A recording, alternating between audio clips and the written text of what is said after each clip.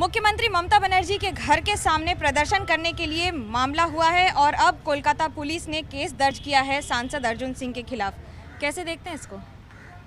ये हम लोग को इससे कोई फ़र्क नहीं पड़ता है। जब ये अत्याचारी शासन के खिलाफ जब लड़ाई में उतरे हैं तो केस और झूठा आरोप, झूठा केस, ये तो पुलिस के बल पर ये शासन चल रहा है। इस शासन में तो कानून का कोई शासन नहीं है। हम उनके घर से के बहुत दूर रोड के ऊपर जो मानस बाबू मारे गए, उनके परिवार के लोग को लेकर हम उनसे मिलने के लिए जाने वाले थे।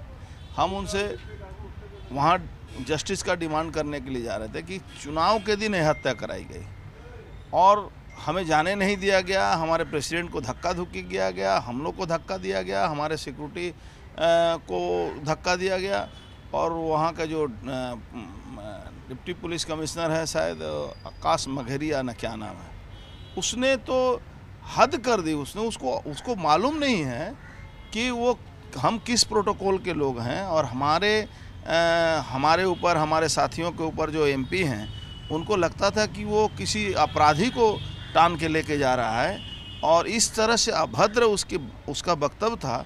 इसके बारे में हमारे सांसद जो प्रेसिडेंट हैं, हम लोग सारे लोग, हमारे जो स्पीकर महोदय हैं, उनको कंप्लेन भी हम लोग करने जा स्पीकर तो कह रहे हैं कि सीबीआई और ईडी बार बार उनकी परमिशन लिए बिना राज्य के विधायकों को परेशान कर रही है। यानी कि सीधा आरोप है कि बीजेपी की सरकार टीएमसी के विधायकों को परेशान कर रही है। हमारे जो यहाँ के कलकत्ता के स्पीकर हैं ना, ये पता नहीं, समझ में नहीं आता है कि जिस समय ये परमिशन की बात कर रहे हैं वो चारों लोगों के बारे में, उस समय वो नहीं थे स्पीकर।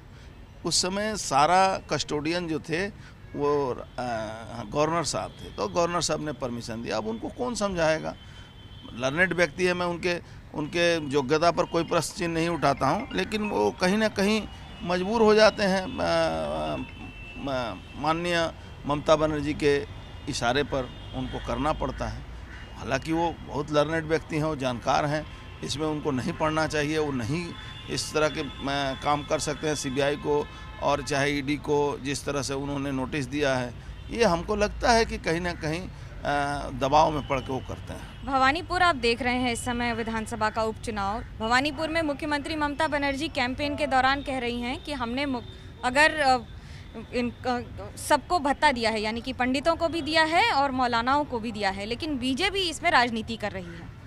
देखिए, ममता बनर्जी जी सरासरी झूठ बोलती हैं और एक संवैधानिक पद पर बैठने वाला व्यक्ति इतना झूठ बोलता है। संविधान के शपथ खाते हुए वो जिस तरह से मिथ्याचार करती हैं, झूठ बोलती हैं, ये शायद ही कोई मुख्यमंत्री कर सकता है।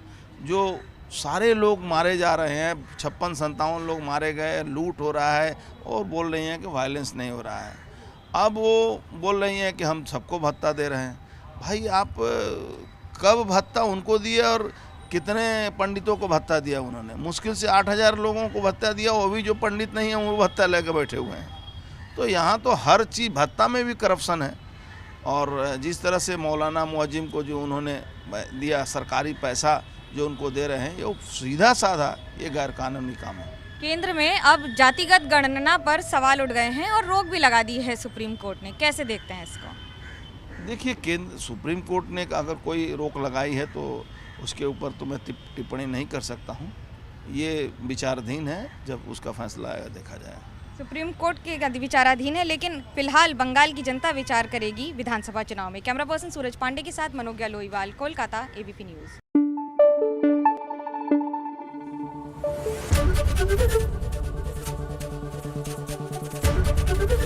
एबीपी न्यूज़ आपको रखे आगे।